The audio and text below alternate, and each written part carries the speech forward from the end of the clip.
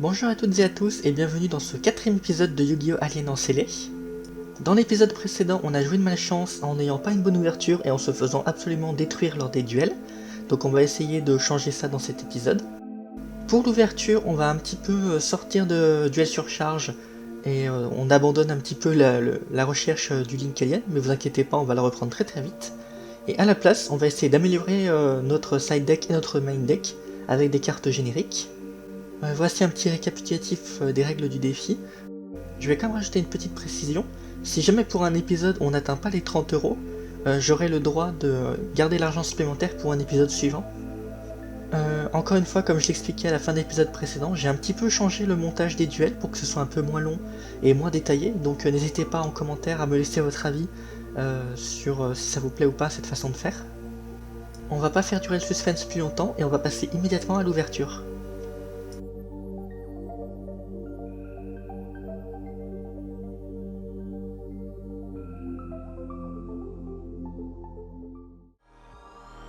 Pour cet épisode, on va ouvrir une boîte le dévastateur de duel.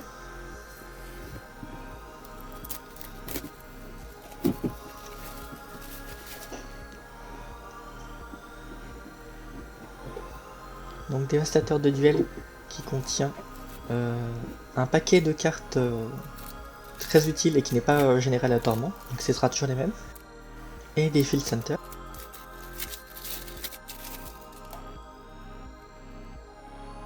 Et donc on a le magicien sombre avec Yugi. Et la prêtresse avec Shitsu. Une entrappe dont j'ai oublié le nom. Et Pegasus avec le crâne Ketun.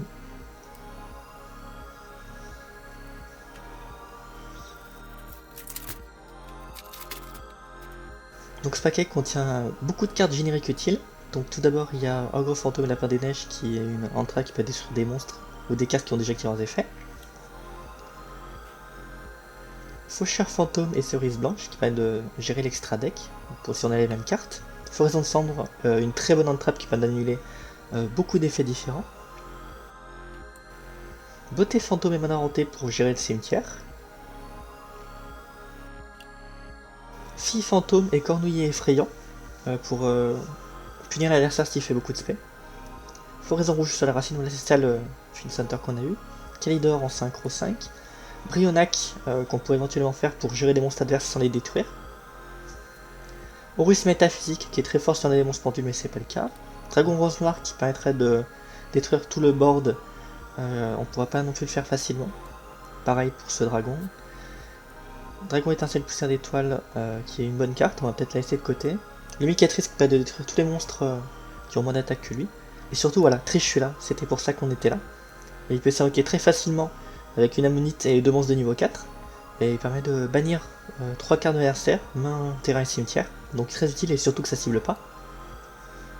Draco Mécaverlion, pourquoi pas aussi. Je pense pas qu'on va la jouer. Résident des Abysses, très bonne carte X64 générique qui permet de bloquer les cimetières adverses. Numéro 101, Honneur Silencieux Arche, qui permet de prendre un monstre adverse et se protéger avec ce monstre. Castel qui a 2 effets, soit de flipper un monstre, soit de renvoyer les monstres dans le deck. Dragon de Tornade en effet rapide qui permet de détruire une carte magie et piège d'adversaire, très fort. Ensuite on a des liens génériques, preneur Underclock, je pense pas qu'on le jouera. L'Orphorhynchus, générique. Sabre Gaïa, pas d'effet non plus. Décodeur de bavard qui peut annuler les effets qui ciblent. Décodeur bavard étendu, je me rappelle même plus ce qu'il fait mais pas très utile. Dragon Topologique qui est une très bonne ligne 4. Pareil pour Sarmuja à l'intérieur du crâne, mais malheureusement faire une ligne 4 dans le deck actuellement c'est compliqué. Ensuite on a d'autres entrappes. Corbeau Dédé qui permet de gérer un monstre adversaire dans le cimetière et le bannir, ça peut être utile. On va la garder de côté. Veiler, très très bonne carte, qui permet d'annuler les effets de monstres sur le terrain pendant la main phase. Porte-bloqueur qui est une carte qui contre notre deck, car elle empêche de placer des compteurs. Denko Seka pour empêcher l'adversaire d'activer les cartes mais les pièges, mais bon nous aussi on en a besoin. Border Inspector c'est plutôt pour du stun, on ne jouera pas. Annihilateur de magie, des occasions de sacrifice c'est compliqué. Lanceur Artefact qui est aussi une très bonne carte qui permet d'empêcher de bannir pendant un tour. Démon de la vanité et démon de la majesté qui est derrière, qui ce démon de sacrifice qui permet de bloquer le jeu. Dino-lutteur Pancraceratops, qui est une excellente carte quand on joue en second, qui prend 100 XP si ça contrôle plus de monstres que nous, et de détruire des cartes en se sacrifiant, et il a beaucoup d'attaques. Gameciel qui nous permettra de contrer des cartes qui ne peuvent pas être détruites, etc. Genre par exemple Dragoon. Contrôle mental aussi, une très bonne carte en jouant en second. Avec n'importe quel reptile, on peut transformer un monstre adverse en Echidna Reptilia, donc c'est très bien. Le fameux canon ondulatoire, qui n'est pas une bonne carte. Super polymérisation, qui est bien, mais on n'a pas les cartes qu'il faut pour, donc on va la laisser de côté. Livre de l'éclipse, qui est aussi une carte qui permet de gérer les monstres sans les cibler, mais on a mieux. Cimetière silencieux, qui est à peu près comme Raison des Abysses, mais bon, il faut défausser une carte, c'est pas génial. Cyclone cosmique qui permet de gérer les macros adverses en les bannissant, c'est très fort par exemple contre les Lich. Appelé par la tombe qui permet de bannir et annuler les effets des hand-traps adverses, c'est aussi une très bonne carte, c'est dommage qu'elle soit limitée. Zone de dimension parallèle qui fait macrocosmos pendant un tour, mais elle bannit toutes les cartes qui sont dans les cimetières, mais ça nous gêne plus qu'autre chose. Typhon, si jamais les pendules reviennent, pourquoi pas. Apocryphe interdit, je me rappelle plus exactement ce que ça fait, mais c'est pas dingue. Barrière dimensionnelle qui est une très bonne carte qui permet d'annuler les... Enfin de bloquer totalement un style de jeu adverse. Vent perdu, aussi une bonne carte qui permet d'annuler les effets des monstres. Mais on va pas la jouer. Feu entourage de poussière pour détruire 2 cartes magie et piège. On va la jouer en side. Décret royal, on a beaucoup de pièges donc on va pas la jouer. Parfois anti-magie, encore une fois si pendule revient ça peut être très fort. Ça empêche de l'adversaire de les activer. Il ne peut y en avoir qu'un, on joue que des reptiles donc non. Mouchère électronique qui peut annuler des cartes pièges, ça peut être fort contre certains decks. Assaut solennel qui est aussi une très bonne carte générique, qui permet d'annuler des effets de monstres.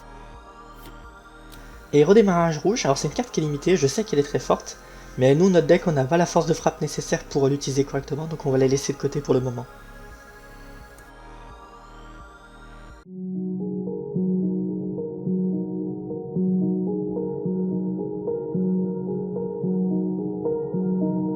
Pour les changements du deck, on va rajouter 3 cartes à notre main deck cette fois-ci.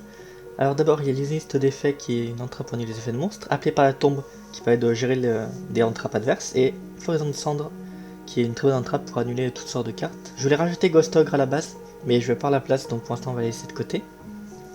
À la place on va enlever le Guerrier Alien qui est juste un beater, et son effet ne servait pas beaucoup. Prudentiel Code A, c'est une carte qui est très forte, mais malheureusement des fois quand on la pioche en top deck, elle est pas utile, donc on peut aussi en enlever une, il nous en reste encore 2. Et enfin, Renaissance de la Vipère. On a de moins en moins de reptiles, surtout avec les 2 entrappes qu'on rajoute, donc on ne veut pas pouvoir la piocher quand elle est morte. Pour l'extra deck, on rajoute un Brionac Dragon de la Barrière de Glace, Lumicatrice, Dragon Georges Démon, et surtout Trichula, Dragon de la Barrière de Glace. Trichula qui nous permettra de bannir des cartes adverses sans les cibler, donc ce sera très fort dans beaucoup de situations, et on peut le faire très facilement. Ensuite on a 4x6 4 génériques, Résident des Abysses pour bloquer le cimetière, 101 pour piquer un monstre. Ensuite on a Castel pour remettre un monstre derrière sa main, et Dragon de la Tornade pour gérer les cartes magiques et pièges. A la place, on va enlever nos 4 Xyzéliens qui ne servent à rien, et on va enlever aussi Lamia Reptilia, Golgar la forteresse cosmique, on en a déjà 3 donc on peut en enlever un, et pareil pour le roi de lutin sauvage. Pour le side deck, on va garder un sort à vis, 2 virus de deck, monde zombie et l'évacuation obligatoire.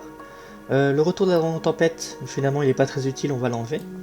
Et à la place, c'est là où on va avoir beaucoup de changements, on va rajouter une barrière dimensionnelle pour gérer tout type de deck, fusion, rituel, synchro, etc. 3 cartes pour gérer les backrows adverses, de différentes façons. Ensuite on a 3 cartes pour jouer en second. Dino-lutteur qui peut détruire une carte adverse et ça encaisse SP, contre un mental qui peut piquer un monstre. Gameciel qui permet de sacrifier des monstres adverses trop puissants. Et ensuite on a 3 cartes qui permettent de gérer le cimetière dans le cas de Corbeau Dédé et la beauté fantôme, et les cartes bannies avec l'ancien.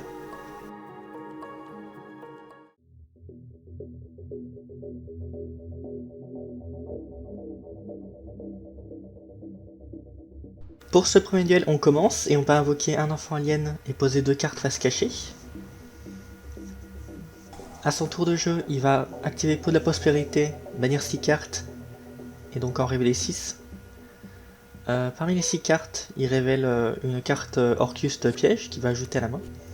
Mais en fait, on joue contre Meklord.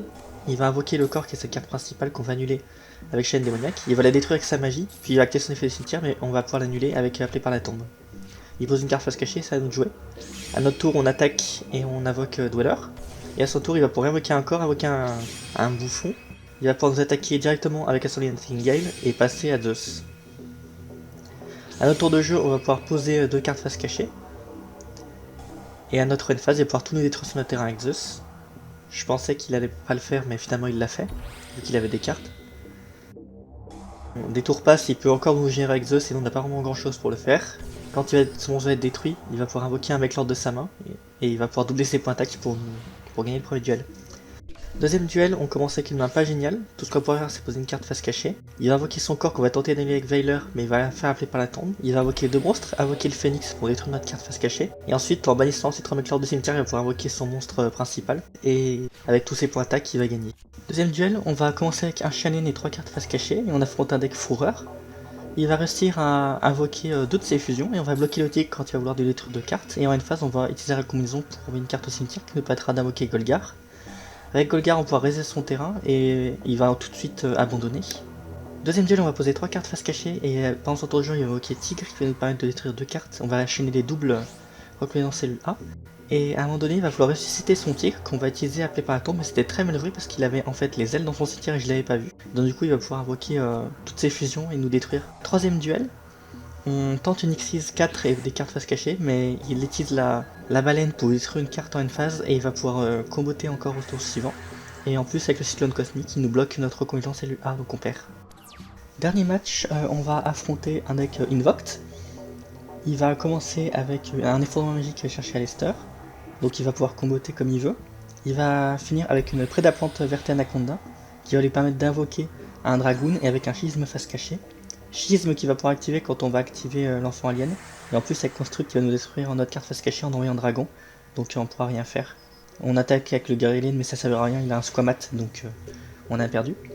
Deuxième duel, on n'a pas une main géniale mais on a une barrière dimensionnelle. On va la poser, il va activer Red Eyes Fusion, on va dire Fusion pour la bloquer.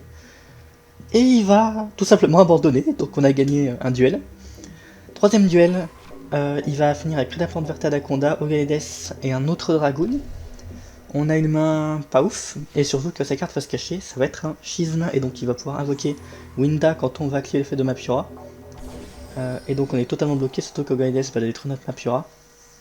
Donc on a perdu très très vite.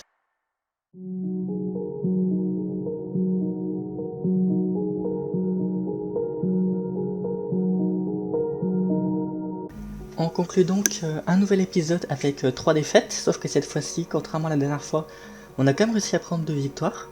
Même si elles étaient un petit peu obscures, on a quand même gagné 2 duels.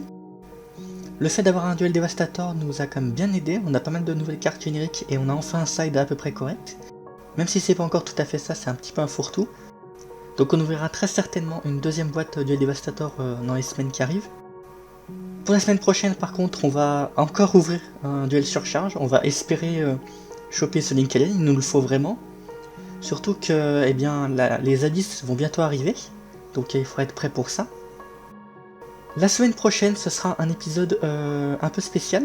Il n'y aura que des remote duels et un peu plus que d'habitude, tout simplement parce que on va participer à la remote duel extravaganza, qui sera organisée par Konami. Donc j'espère que ça vous plaira. On espère gagner au moins un match, même si j'ai un doute, mais on va essayer quand même. Sur ce, si la vidéo t'a plu, n'hésite pas à lâcher comme d'habitude le petit pouce bleu et le commentaire, à t'abonner à la chaîne pour ne rien rater des prochaines vidéos, et à cliquer sur la cloche pour être bien notifié d'une nouvelle vidéo qui sort. Dans tous les cas, ça ne change pas, les vidéos elles sortent tous les jeudis à 18 h, et donc je vous dis à la semaine prochaine pour un nouvel épisode. Salut tout le monde!